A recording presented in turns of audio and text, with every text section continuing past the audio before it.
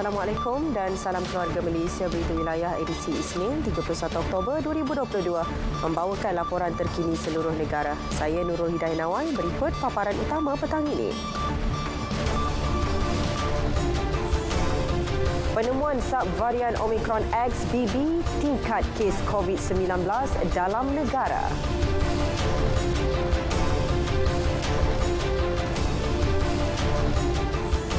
Kedah peroleh semula hasil kerugian akibat pelombongan haram REE.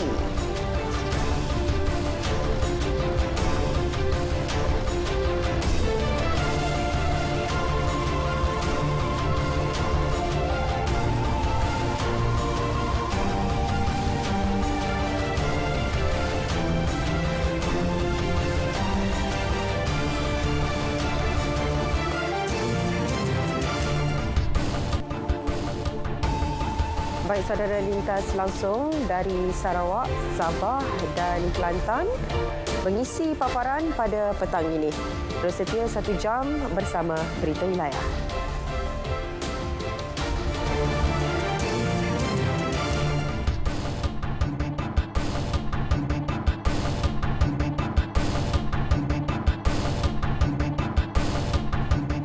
Yang di-Pertuan Agong Al-Sultan Abdullah Riayatuddin Al-Mustafa Billah Shah berkenan menjalani prosedur dan pemeriksaan kesihatan susulan di Institut Jantung Negara bermula hari ini.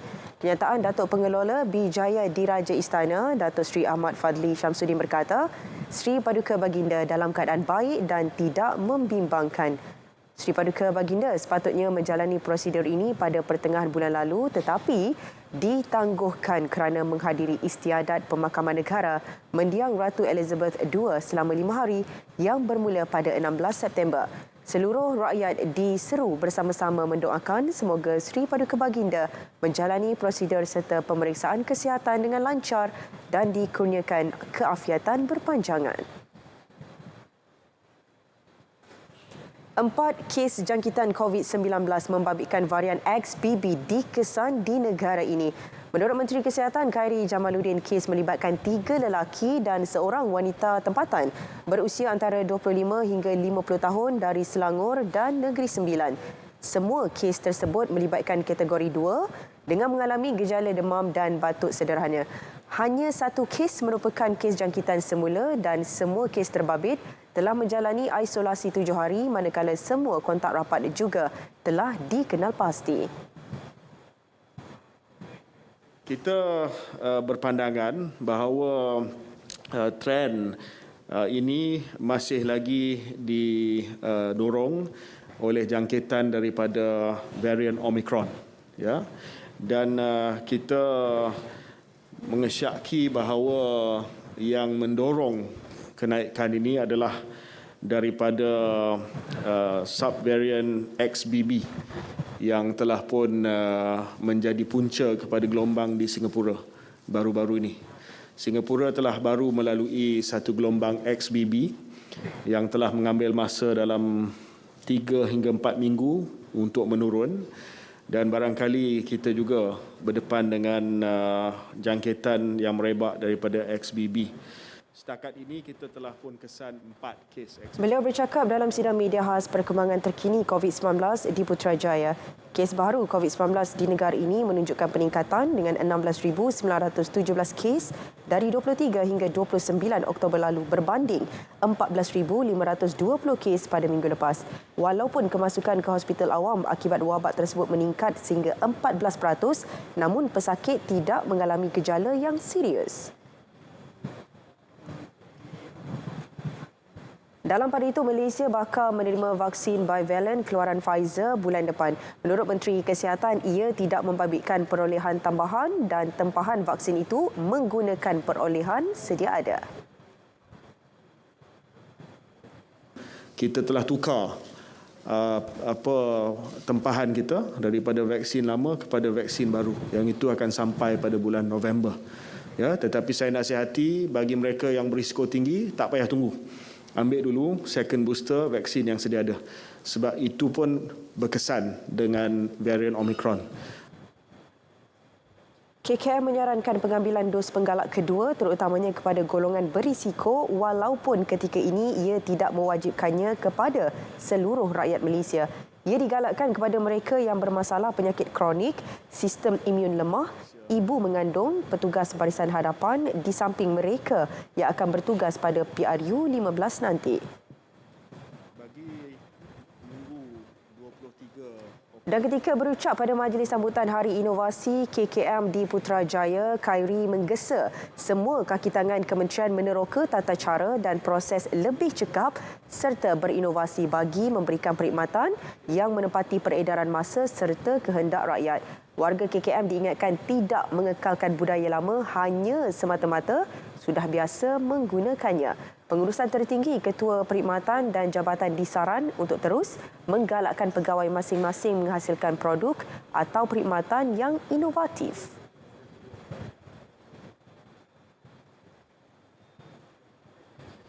Saya berpandangan bahawa satu proses ataupun satu pendekatan, sama ada pendekatan proses itu dapat dipercepatkan dan dapat dijadikan lebih cekap melalui inovasi ataupun melalui workflow yang baru.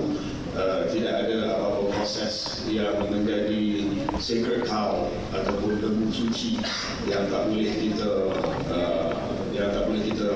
ganti dengan proses yang lain. Proses yang bukan kitab suci. Proses kerja ini adalah sesuatu yang boleh kita adjust bila waktu saja kalau didapati tidak lagi menepati peredaran zaman dan juga kehendak pelanggan kita iaitu rakyat Malaysia.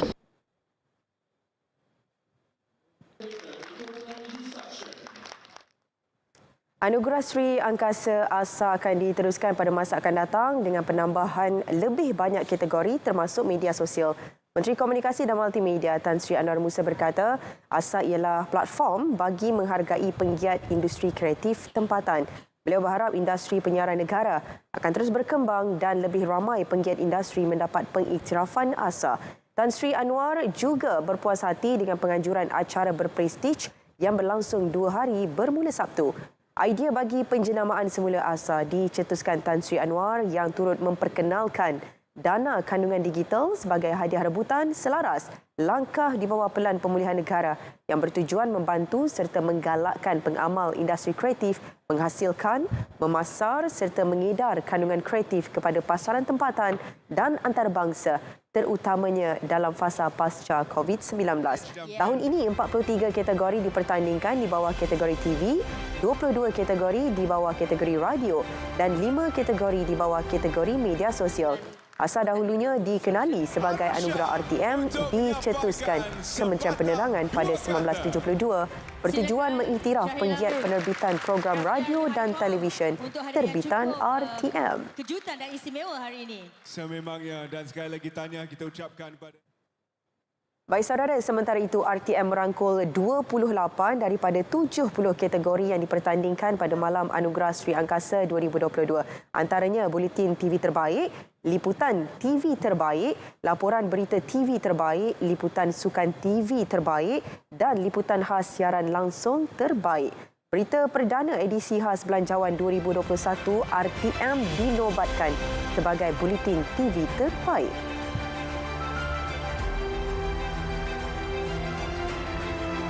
Kemenangan ini bukan kemenangan saya sendiri sebab ini kemenangan bilik berita tu. Bilik berita RTM sebab kita bersaing dengan stesen TV lain juga, bersaing juga dengan buletin-buletin lain. Jadi apa yang kami buat di bilik berita tu ialah satu jaringan kerjasama yang kuat dan terciptalah berita perdana edisi khas yang telah pun menjulang anugerah dalam Anugerah Sri Angkasa pada malam ni. RTM turut mengungguli kategori radio dengan memenangi 13 daripada 22 kategori. Penyampai Radio Nasional FM Rosdi Omang diiktiraf bagi dokumentari radio terbaik dan pengulas radio terbaik. Sementara itu, Seniwati Fauziah Nawi dinobatkan sebagai Tokoh Sri Angkasa 2022. Menerima hadiah wang tunai RM10,000.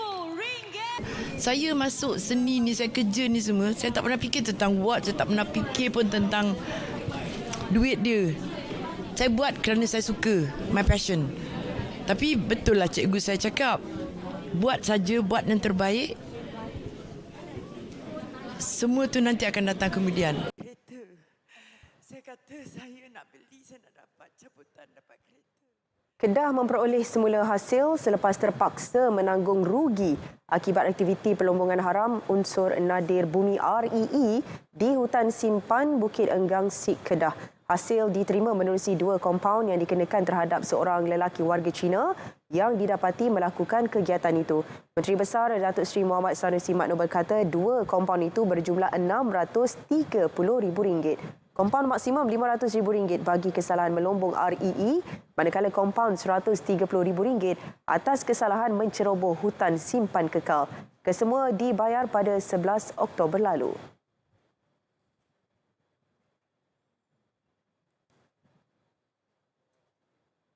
Jabatan Perhutanan Negeri telah mengemukakan kertas siasatan kepada Timbalan Pendakwa Raya dan telah mendapat arahan izin kompaun di bawah Seksyen 32.1/47/1/1/81/1D dan 81/1/I dengan kompaun berjumlah RM130,000 kerana menceroboh dan menjalankan aktiviti yang dilarang dalam hutan simpan kekal HSK.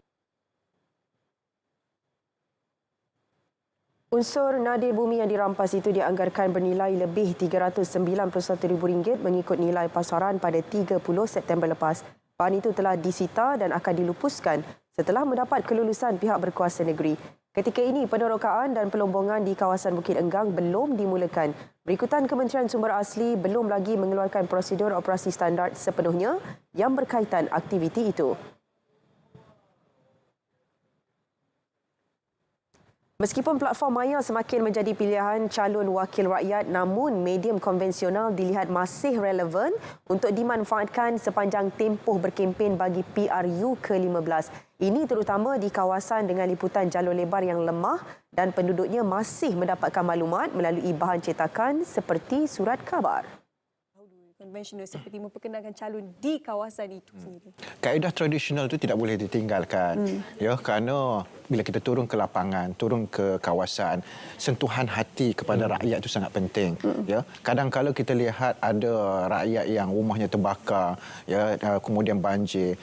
Pemimpin tak perlu bawa barang banyak pun. Pemimpin hanya hadir sekurang-kurangnya dapat melegakan hati pengundi-pengundi. Dan sudah semestinya kaedah SPR menetapkan tempoh berkempen bagi PRU 15 selama 14 hari bermula selepas sesi penamaan calon selesai Sabtu ini. Cuti dibekukan. Ia melibatkan semua pegawai dan anggota Jabatan Bomba dan Penyelamat Malaysia JBPM Johor bermula 4 hingga 30 November. Sementara 20% sahaja dibenarkan cuti antara 1 Disember hingga 15 Januari depan. Pemangku pengarah JBPM Johor, Penolong Pesuruhjaya Bomba Muhammad Rizal Buang berkata, langkah itu diambil sebagai persediaan menghadapi PRU 15 dan juga monsun timur laut yang dijangka pada pertengahan November. Tambah beliau, kekuatan JBPM di 33 balai seluruh negeri ini turut dibantu 28 pasukan bomba sukarela dengan keanggotaan 1,300 orang.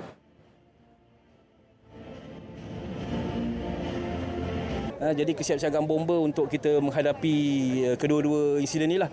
Kita nak pastikan bahawa MTL tadi dan PRU dapat berjalan dengan lancar, rakyat boleh keluar mengundi, boleh menjalankan tanggungjawab dan kita melaksanakan tanggungjawab kita masing-masing lah. Dan peranan bomba pada masa itu adalah untuk menjaga keselamatan dan mungkin bila berlaku banjir kepada itu kita dah siap siaga dengan bot dan sebagainya. Beliau melancarkan pasukan gerak khas menghadapi monsun timur laut bagi memantapkan persiapan perkhidmatan kebombaan dan penyelamatan yang lebih efisien.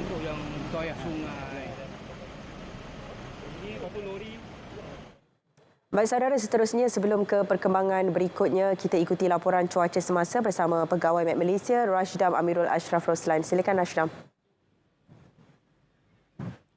Assalamualaikum dan salam hormat kepada semua penonton. Kita mulakan informasi cuaca pada petang ini dengan melihat kepada status terkini berkaitan ribut tropika Nalgae yang kini masih lagi berada di kawasan barat laut Filipina. Sistem ini dijangka menuju ke Pulau Hainan, China dengan kelajuan pergerakan sekitar 15 km per jam. Hal ini telah menyebabkan kelajuan angin bertambah kencang, terutamanya di sekitar perkapalan Laut Cina Selatan. Oleh yang demikian, Met Malaysia masih lagi mengekalkan amaran angin kencang dan laut bergelombang peringkat pertama, kedua dan juga ketiga melibatkan kawasan-kawasan yang berwarna berkenaan, yang mana keadaan ini akan berkuat kuasa sehingga ke 2 November nanti. Oleh yang demikian, keadaan ini adalah amat berbahaya untuk aktiviti menangkap ikan, bot-bot kecil dan perkapalan serta aktiviti pantai dan sukan laut. Baiklah, kita beralih pula untuk melihat tinjauan cuaca semasa pada petang ini. Dapat diperhatikan ketika ini, hujan lebat kini sedang berlaku di 1-2 tempat melibatkan kawasan di sekitar Perlis, Kedah, Kelantan dan juga Terengganu. Keadaan hujan yang sedang berlaku ketika ini dijangka akan beransur pulih menjelang awal malam nanti. Manakala bagi lain-lain kawasan di semenanjung Malaysia, keadaan cuaca adalah baik dan tiada hujan buat masa ini. Bagi tinjauan cuaca semasa di Sabah dan Sarawak pula, dapat diperhatikan ketika ini, hujan lebat kini sedang berlaku di kebanyakan tempat melibatkan hampir ke semua bahagian di Sabah, termasuklah di sekitar bahagian Limbang, Mukah, Sibu, Betong dan juga Kuching. Keadaan hujan yang sedang berlaku ketika ini dijangka boleh berlanjutan sehingga ke malam nanti. Baiklah, sekian sahaja informasi cuaca pada petang ini. Sebelum berpisah, kita ikuti tinjauan cuaca bagi bandar-bandar utama di Malaysia. Sekian, Assalamualaikum.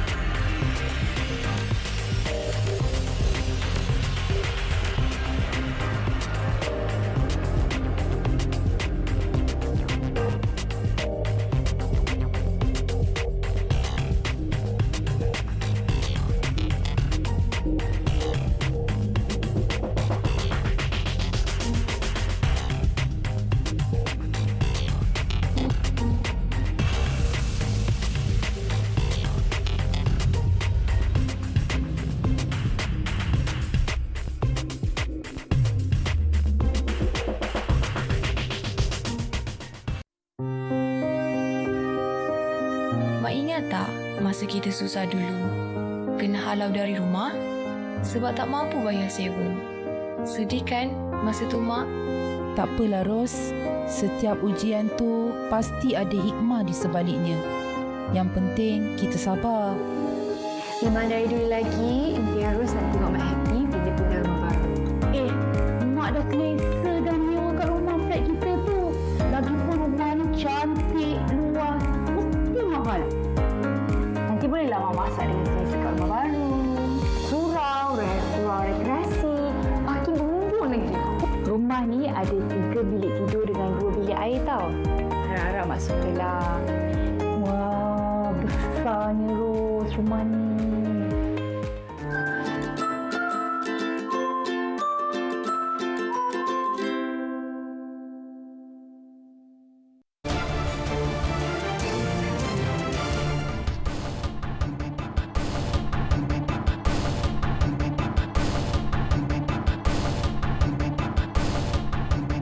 Saudara, beralih ke negeri Cik Siti Wan Kembang, perkembangan isukan antara fokus dari Kelantan hari ini. Kita langsung ke Kota Baru bersama Muhammad Amirul Hafiz Rosli. Silakan Amirul.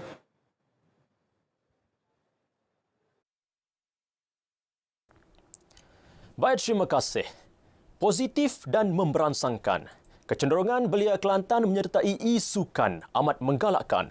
Sekaligus ramai bakat baru dapat dicungkil dan dibawa ke arena profesional. Penganjur program isukan di Kota Baru, Muhammad Amiruddin Naim Rosli berkata, program-program yang dianjurkan pihaknya menjadi platform terbaik untuk bakat-bakat baru. Majoriti belia berumur antara 18 hingga 25 tahun menunjukkan minat dan menyertai pelbagai program isukan yang dianjurkan. Saya merasakan e-sport ini perlu dikembangkan, perlu diberi nafas seperti mana kita berada di fasa baru ataupun alaf baru ini memerlukan menggunakan tablet, menggunakan telefon pintar dan sebagainya. Game yang mungkin kita dapat lihat semasa PKP bahawa ramai yang tak boleh keluar daripada rumah, tetapi menggunakan e-sport sebagai sukan untuk bermain. Beliau bercakap kepada pemberita RTM selepas menghancurkan program e-sukan di Kota Baru. Susulan sambutan menggalakkan, pihaknya turut bercadang mengembangkan lagi penghancuran e-sukan dengan menjelajah dari peringkat sekolah ke peringkat negeri. E-sukan menjadi kegilaan generasi Z dengan berbagai permainan dalam talian antaranya Mobile Legends, FIFA dan PUBG. Ia kini bukan sekadar mengisi masa lapang, tetapi menjadi kerjaya profesional yang mampu mengharumkan nama negara juga menjana pendapatan lumayan. Kehadiran seekor gajah liar di sebatang sungai berhampiran projek perumahan rakyat PPR Gua Musang menggemparkan penduduk. Kehadirannya sempat dirakam dua penduduk yang sedang memancing ikan di sungai berkenaan. Gajah itu dilihat sedang mandi dan minum di sungai sebelum menuju ke hutan berhampiran. Fahami Khodrat Sibawih, 30 tahun bersama adik iparnya Wan Muhammad Haikal Wan Muhammad Zulkifli, 18 tahun, terkejut kerana gajah itu muncul di kawasan bandar dan kawasan itu merupakan kawasan rekreasi tumpuan orang ramai untuk bermandi-manda. Hampir 1 jam gajah betina terbabit berada di sungai dan kira-kira 50 penduduk PPR Gua Musang yang berada di kawasan berhampiran juga sempat melihatnya. Kejadian itu tular selepas rakaman dikongsi di media sosial dan aplikasi WhatsApp. Sementara itu, Pengarah Jabatan Perlindungan Hidupan Liar dan Taman Negara Pihilitan, Muhammad Hafiz Rohani, yang dihubungi RTM mengesahkan menerima laporan kejadian dan siasatan kini sedang dijalankan. Laporan itu mengakhiri perkembangan dari negeri Cik Siti Wang Kembang. Kita kembali ke Angkasa Puri. Assalamualaikum dan salam keluarga Malaysia. Baik, terima kasih Amirul langsung dari Kelantan. Baik, saudara, perkembangan seterusnya sedikit perkembangan sukan melibatkan aksi Piala Malaysia 2022. Ketua Jurulatih Terengganu FC TFC Nafuzi Zain akui pasukannya tidak boleh terlalu selesa dengan kelebihan jaringan dimiliki pada aksi timbal balik menentang Sri Pahang FC Selasa ini. Menurut Nafuzi, semua pemainnya perlu kekal fokus dan tidak mengambil mudah ancaman pasukan Sri Pahang FC pada pertemuan di Stadium Sultan Mizan Zainal Abidin. Jelas beliau, pemain perlu menjangkakan sebarang kemungkinan atau kejutan daripada skuad Tok Gajah yang pasti datang dengan misi memburu kemenangan besar untuk memastikan sang penyu tersingkir dan berputih mata. Pada aksi Khamis lepas, TFC berjaya membawa bekalan selesa ke perlawanan timbal balik selepas menewaskan Sri Pahang FC 5-1 pada aksi pertama di Stadium Darul Makmur. Ketika ini, TFC dilihat berpeluang cerah untuk melangkah ke saingan suku akhir kejohanan.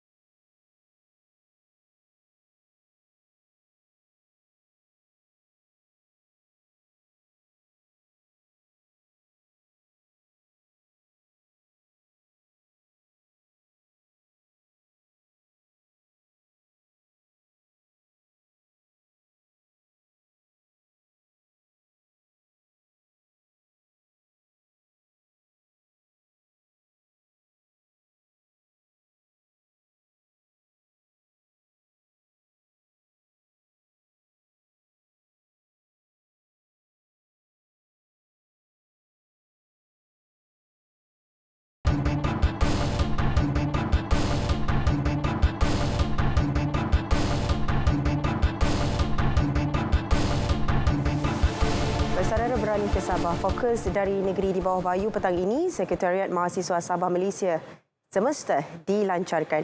Butirannya bersama Radwin Robin di Kota Kinabalu. Silakan Radwin. Baik dia. Sekretariat Mahasiswa Sabah Malaysia semesta dilancarkan hari ini berperanan memayungi persatuan-persatuan mahasiswa Sabah di seluruh institusi pengajian tinggi IPT seluruh negara. Ketua Menteri Datuk Seri Panglima Haji Jinor berkata semesta juga menjadi platform mahasiswa menyuarakan pandangan, idea dan cadangan pembangunan serta kemajuan negeri Sabah. Dengan penubuhan sekretariat ini ianya memudahkan penyelarasan dan juga idea, pandangan dan juga pemberian bantuan kepada siswa atau siswi kita di mana saja mereka berada di Malaysia, termasuk juga di luar negara. Datuk Haji Ji yang bercakap dalam sidang media selepas melancarkan semesta di Kota Kinabalu yakin penubuhan semesta dapat dikembangkan ke luar negara bagi menyantuni pelajar Sabah yang melanjutkan pengajian di luar Malaysia. Dahulu, beliau menyampaikan bantuan anugerah Kecermelangan Pendidikan Sabah (AKSA) kepada 3 penerima dan turut hadir Menteri Tugas-Tugas Khas dan Penyelarasan Datuk Dr. Muhammad Arifin Muhammad Arif. Keutamaan kita kasih baik 3,000 ke bawah. Anda juga kasih lah 3,000 ke bawah. Kemudian kalau ada yang tidak dapat daftar di kasih tapi dia punya pendapatan memang macam kasih boleh juga. Tapi dengan syarat ketua kampung tanda tangan sokong. Turut disampaikan bantuan komputer baik kepada 40 pelajar IPT. Sementara itu, di Keningau, pemberian peranti siswa keluarga Malaysia dilaksana melibatkan 103 pelajar tingkatan 6 Sekolah Menengah Kebangsaan SMK Keningau. Penyerahan disempurnakan Timbalan Menteri Kerja Raya Datuk Atta Kurup. Menurut Datuk Atta, pemberian peranti ini amat penting bagi kegunaan pembelajaran masa kini, khususnya di kawasan luar bandar. Keperluan dunia moden ini sekarang adalah keperluan peranti dan saya yakin bahawa kerajaan boleh mempertimbangkan dan akan memperluaskan lagi sekiranya kita diberikan peluang untuk mengusahakan benda tersebut. Yang penting kita dapat bantu kepada rakyat keluarga Malaysia. Ini boleh guna untuk belajar, untuk buat cari-cari maklumat kalau mau belajar. Lepas tu kalau sebelum ni tiada peranti ni susah sebab itulah mau kena pergi kedai lagi cari komputer lagi, mau cari maklumat, mau pinjam phone kakak lagi. So alhamdulillah lah dapat ni, saya rasa syukur dan bangga. Agar kerajaan dapat memberikan lebih banyak bantuan seperti peranti siswa ini kepada pelajar terutamanya tingkatan 6 yang lebih memerlukan dan diberikan secara sama rata. Terima kasih kepada kerajaan kerana memberi kami peranti siswa ini, di mana sebelum ini kami kesusahan dalam gadget kerana kami terpaksa pergi ke pekan untuk mencari komputer dan berkongsi dengan rakan. Dan peranti siswa ini sangat berguna kepada kami. Selain SMK Keningau, turut menerima bantuan sama ialah 125 penerima di SMK Nabawan dan 114 penerima di SMK Suk. Majlis Anugerah Seniman Islam Sabah 2022 berlangsung dengan penuh gilang gemilang bertempat di Pusat Konvensyen Antarabangsa Sabah SICC Kota Kinabalu. Sebanyak 10 anugerah disampaikan kepada mereka yang menyumbang ke arah memartabat seni Islam khususnya di negeri ini. Antara anugerah disampaikan tokoh seniman Islam dan tokoh penggiat seni Islam. Saya harap dengan anugerah ini bukan saya golongan seniman seperti saya yang sudah lanjut usia, tetapi akan menjadi dorongan kepada seniman-seniman, penulis-penulis dan apa bentuk sekalipun untuk menghasilkan apa juga bentuk karya yang ada hubung kait dengan sastra, dengan seni lukis, dengan kraf, muzik dan sebagainya. Satu platform yang sangat baik sekali untuk mengiktiraf pejuang-pejuang seni terutama sekali dalam konteks seni Islam. Saya beranggapan ini satu anugerah yang perlu diteruskan untuk masa akan datanglah supaya kita dapat menampilkan pemuka-pemuka tokoh-tokoh pejuang dalam pelbagai bidang. Anugerah lain ialah tokoh seni sastra Islam, seni nasyid tradisi, seni nasyid moden, seni khas Sabah, seni tradisi Islam, pelita seni Islam, lantera seni Islam dan tokoh Al-Quran. Menteri Tugas-Tugas Khas dan Penyelarasan Datuk Dr. Muhammad Arifin Muhammad Arif yang merasmikan majlis ini berkata, kesenian Islam berperanan mendidik masyarakat menjadi insan lebih baik dan halus akal budi, berteraskan konsep tauhid yang berpaksi kepada agama. Pertama sekali kita membuat penganugerahan ini untuk memberikan suntikan semangat kepada generasi penulis atau penyair atau seniman yang muda. Kedua, kita juga akan memperkasa program-program berhubung dengan pembinaan generasi ini dari sudut sastra, budaya dan kesenian Islam. Pemenang anugerah membawa pulang hadiah wang tunai, sijil dan plak penghargaan.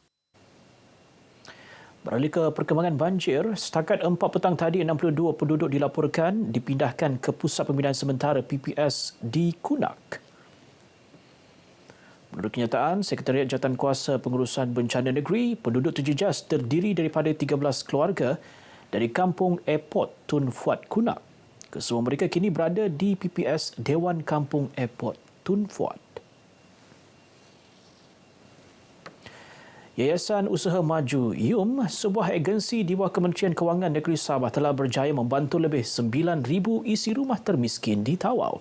Ia melalui bantuan modal pinjaman berjumlah lebih 22 juta ringgit setakat September 2022. YUM telah mewujudkan 2,700 pusat meliputi 98 kampung di Tawau yang menyediakan latihan, bimbingan pengurusan perniagaan dan bantuan pinjaman baik rumah, pendidikan serta perniagaan. Maka YUM telah memainkan peranannya sebagai agensi kerajaan untuk membantu menjadikan usahawan-usahawan, menjadikan wanita sebagai usahawan-usahawan yang berjaya. Datuk Nizam memberitahu pemberita selepas merasmikan sambutan Hari Keluarga YUM Cawangan Tawau di Tawau. Tambah beliau, peranan dimainkan YUM sejajar dengan Pelan Pembangunan Sabah Maju Jaya 2021-2025. Antara program utama yayasan ini, skim pelindungan tabung kecemasan serta latihan dan program khas sosial yang mampu merangsang pemulihan ekonomi serta membangunkan modal insan. Seramai 32 peserta junior dan 20 peserta senior akan mewakili Sabah ke Malaysian Championship of Performing Art (MCOPA) Januari depan di Kuala Lumpur. Mereka dipilih melalui sesi uji bakat yang dihadiri lebih 50 peserta dari seluruh negeri di Kota Kinabalu. Secara keseluruhan, 50 peserta disasarkan mewakili Malaysia ke World Championships of Performing Art (WCOPA) di Amerika Syarikat tahun depan. Acara tahunan ini melibatkan lebih 70 negara dan dianggap kejohanan Olimpik bagi seni persembahan. Matlamat kita tu memang untuk mengambil semula gelaran Grand Champion of the World sebab selama ini Malaysia pernah menangi Grand Final yang mana pada ketika itu dimenangi oleh Aina Abdul kalau tidak silap saya dan beberapa penari-penari, dan sudah lama kita inginkan gelaran Champion of the World itu. Peserta uji bakat yang hadir menaruh harapan tinggi mengembangkan bakat sehingga ke peringkat antarabangsa. Tak kisahlah kalau dapat nomborkan, tak dapat nomborkan, tak apalah. Yang penting dapat tunjukkan bakat depan semua orang tu bah. Ingin mencari pengalaman saja untuk dapat bertanding di pertandingan yang akan datang gitu. Peringkat yang lebih tinggi dan luar negara. Saya rasa saya mau yang menari. Saya memang selalu pandai menari. Saya memang sudah tenang aja di rumah. Saya betul saya sudah pandai menari. Saya berani di pentas sebab saya mau menang. Sesi uji bakat MCOPA akan diteruskan pada 19 November ke Pulau Pinang, Sarawak, Johor Bahru dan Kuala Lumpur. Baik, sekian perkembangan berita dari Sabah untuk petang ini. Kembali bersama Diana White untuk perkembangan selanjutnya dalam Berita Wilayah. Teruskan dia. Baik, terima kasih Redwin langsung dari Kota Kinabalu, Sabah. Baik saudara, Berita Wilayah berehat seketika, kembali lagi selepas ini.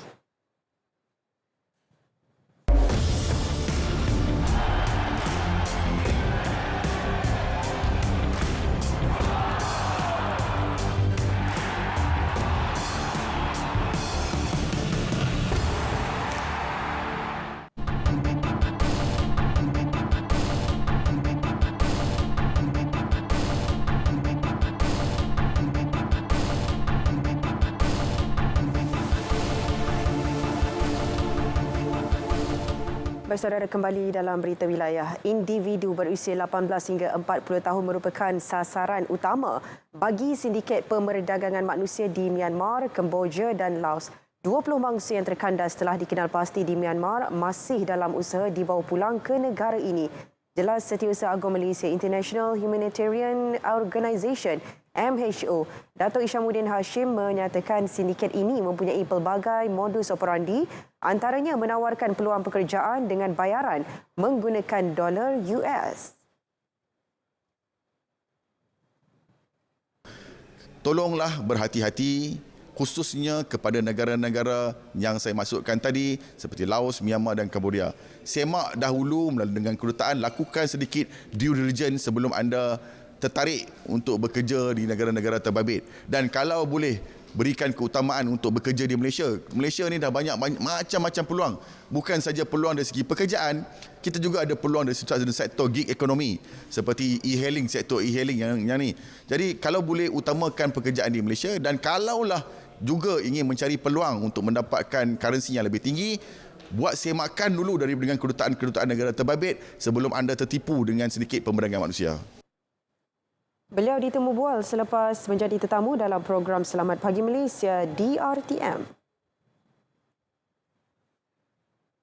Mentaliti rakyat Malaysia terhadap pelancongan domestik perlu diubah. Ini berikutan terdapat segelintir yang suka membandingkan kecantikan ikon pelancongan negara luar yang dikatakan lebih menarik walaupun ditawarkan pada harga yang tinggi.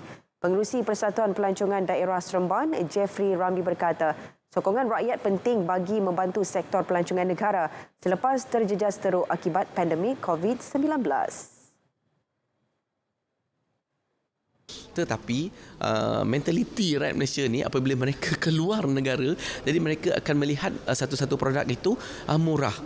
Kerana orang kata tu harga di sana dengan duit di sana tu berbeza dengan duit kita. Saya harap semua pelancong-pelancong di Malaysia, mentaliti tu kita kena ubah. Kita kena tukar fikiran kita, gaya pemikiran kita, gaya baru, versi baru. Ya. Kita kena support dan sokong pelancongan yang ada di Malaysia, khususnya pelancongan domestik. Tindakan ini turut meningkatkan aliran tunai dalam negara dan mengurangkan kadar inflasi.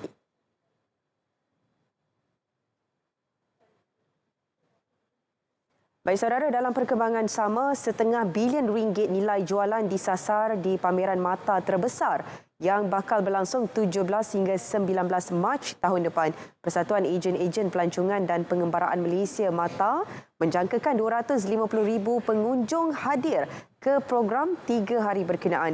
Pengerusi Penganjur Pameran Mata 2023, Rocky Khoo memaklumkan pameran bakal berlangsung di MyTech Kuala Lumpur.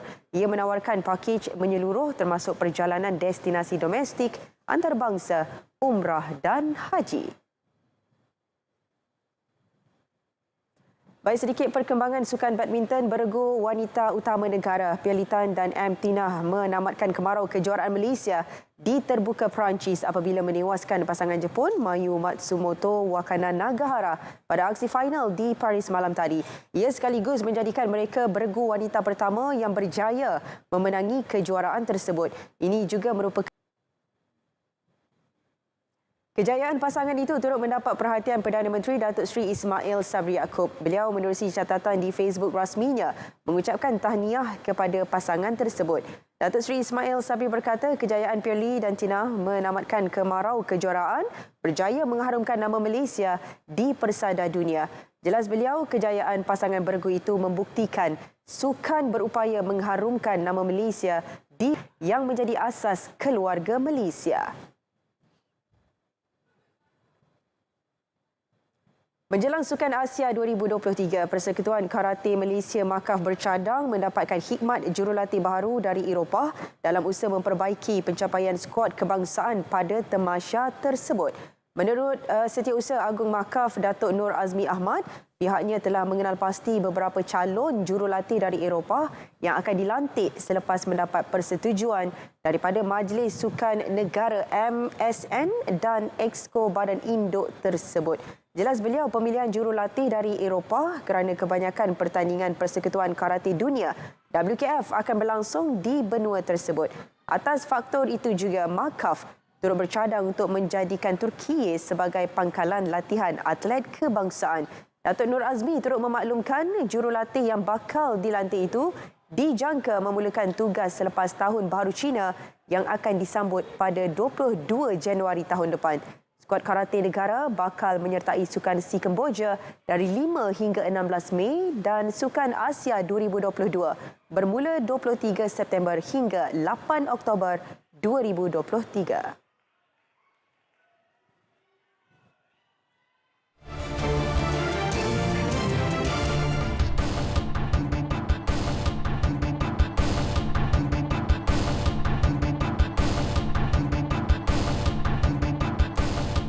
Baik saudara, kita ke Bumi Kenyalang. Fokus hari ini berkaitan komitmen meningkatkan kualiti kesihatan rakyat di negeri itu. Perincian lanjut bersama Vanessa Mering. Silakan, V. Ya, dia Universiti Malaysia Sarawak UNIMAS akan memainkan peranan bersama dalam meningkatkan kualiti kesihatan rakyat negeri ini. Ke arah itu, Naib Chancellor UNIMAS Profesor Datuk Muhammad Kadim Suwaidi berkata, komitmen kian dizahirkan dengan pembinaan hospital pengajar dan pusat kesihatan prima yang kini mencapai 18% siap. Jelasnya hospital pengajar pertama seumpamanya di negeri ini akan memberi manfaat kepada penduduk di sekitar kawasan Semarahan, Kuching dan Serian.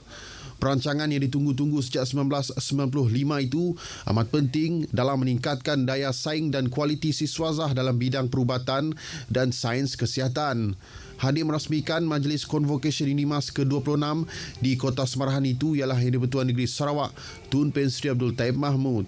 Sidang pertama hari ini melibatkan istiadat pengurniaan kepada 526 orang graduan dari ijazah Doktor Falsafah dan ijazah Sarjana, manakala 42 orang graduan daripada Postgraduate Diploma in Higher Education Teaching and Learning, Diploma Pasca Siswazah Pendidikan UNIMAS. Convocation kali ini menyaksikan seramai 3,972 orang graduan akan memperolehi ijazah masing-masing dalam pelbagai peringkat pengajian dari ijazah Doktor Falsafah, ijazah Sarjana dan ijazah Sarjana Muda. Convocation ini akan berlangsung selama 4 hari, bermula hari ini sehingga Khamis, melibatkan 7 sidang.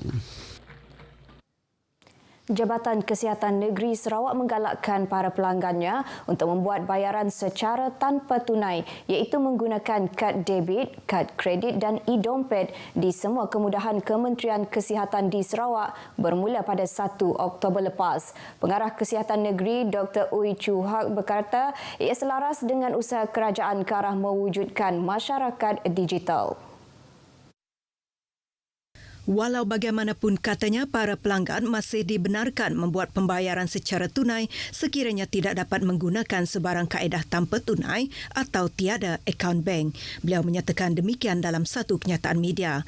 Kenyataan tersebut dikeluarkan berikutan isu yang tular di media sosial baru-baru ini berkenaan pihak pengurusan di Hospital Umum Sarawak hanya menerima kaedah pembayaran tanpa tunai di fasilitinya melalui kad kredit atau debit. Semangat perpaduan perlu sentiasa disemai dan dibudayakan setiap masa. Pengerusi Lembaga Kraftangan Malaysia, Datuk Rubiah Wang, menegaskan semangat perpaduan itu perlu dibudayakan termasuk dalam institusi sosial, sistem pendidikan, media massa dan masyarakat keseluruhannya.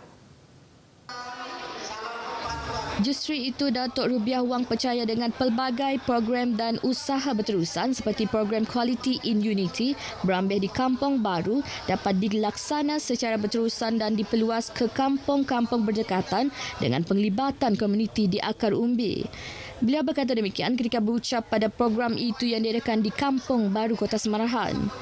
Pada masa sama, Datuk Rubiah turut mengingatkan setiap masyarakat memelihara dan mengukuhkan semangat perpaduan agar tidak terpedaya dengan hasutan pihak tidak bertanggungjawab yang cuba mengugat keharmonian dan perpaduan. Dalam konteks ini, rakyat berbilang kaum, agama dan budaya memainkan peranan penting dalam memupuk semangat perpaduan dan keharmonian dalam masyarakat. Dengan semangat perpaduan dan kerjasama yang kukuh, sudah tentu nikmat keamanan, kesejahteraan dan kemakmuran akan terus terpelihara.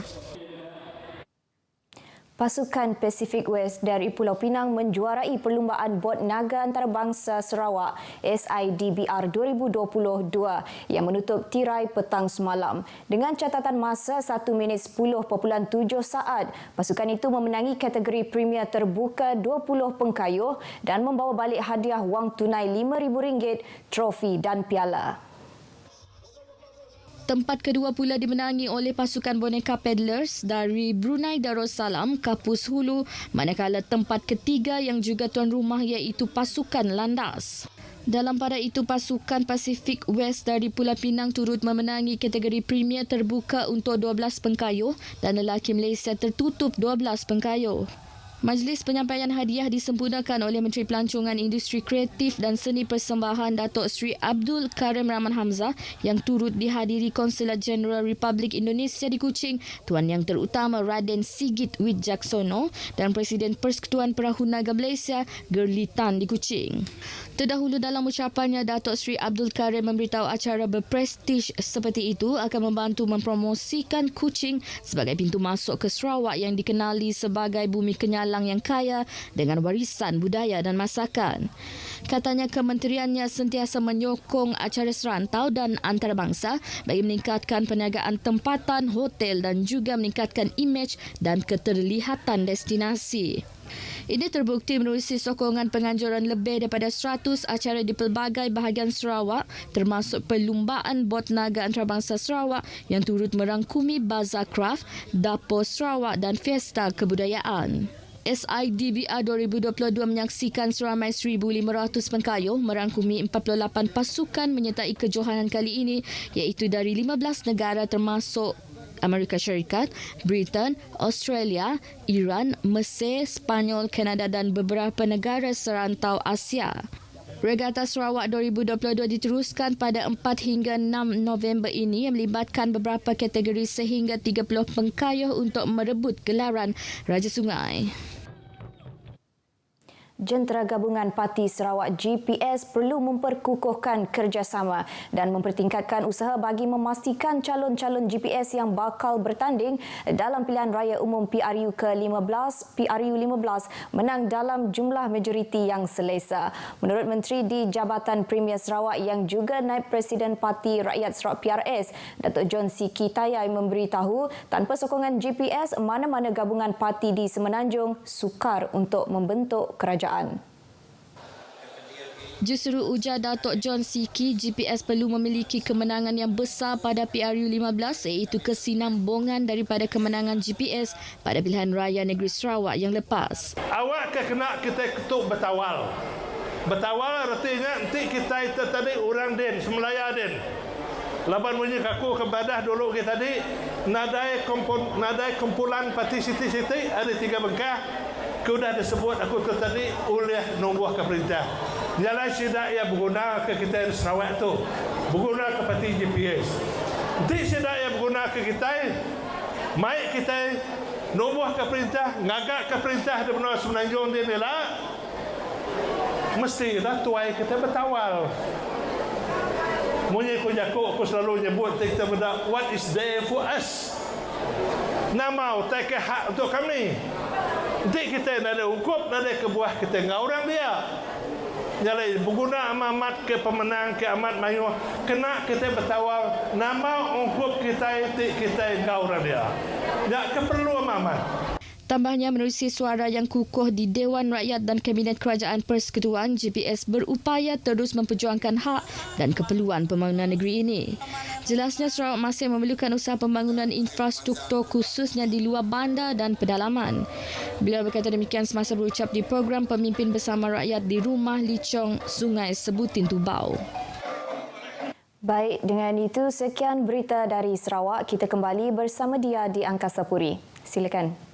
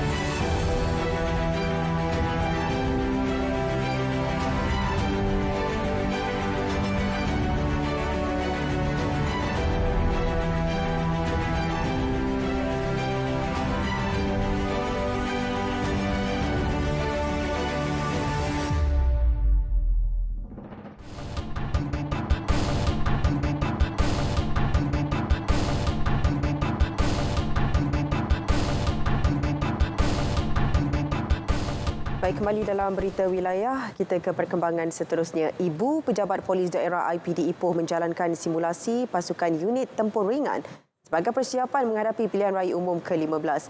Simulasi berlangsung di Stadium Indra Mulia Ipoh melibatkan 227 pegawai IPD Ipoh dan 100 anggota FRU. Menurut Ketua Polis Perak, Datuk Muhammad Yusri Hassan Basri, latihan amal itu bertujuan memperkemas persiapan fizikal dan mental anggota bagi berhadapan sebarang kemungkinan.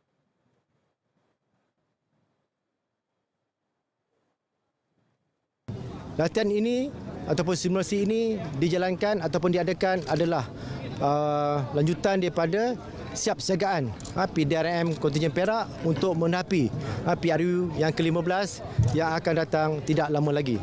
Jadi pada pagi ini untuk kekuatan seluruh IPD Ipoh, kita telah mengatur gerak seramai 1,527 orang untuk menjalani penugasan untuk setiap fasa pilihan raya sehingga tamat penugasan pilihan raya.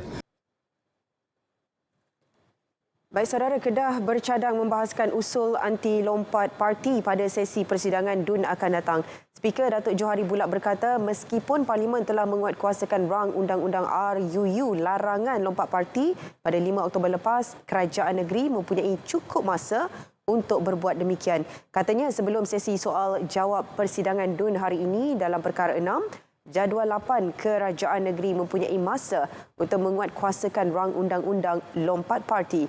Sehubungan itu, beliau menolak usul di bawah Adun Dergah Tan Kok Yew supaya perkara itu dibahaskan pada persidangan DUN Kedah kali ini meskipun usul dibuat dengan baik dan memenuhi kriteria. Ini dalam perkara 6, jadual 8, negeri ada masa untuk nak kuatkuasakan rang undang-undang lompat parti. Kerajaan bercadang nak bawa usul ini, usul anti lompat parti ini pada sidang yang akan datang. Jadi tak sia-sialah kerja derga tu memberi proaktif. Kerajaan pun dah alert nak buat secara proper rang undang-undang lompat parti.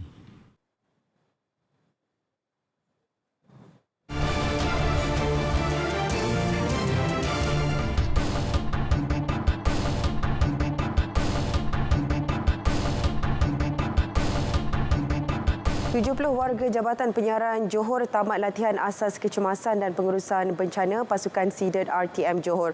Latihan asas 16 jam dilaksanakan 2 hari bermula semalam merupakan syarat utama yang perlu dipenuhi setiap anggota bagi melayakkan mereka mendapat sijil dan diiktiraf sebagai anggota Pertahanan Awam Malaysia.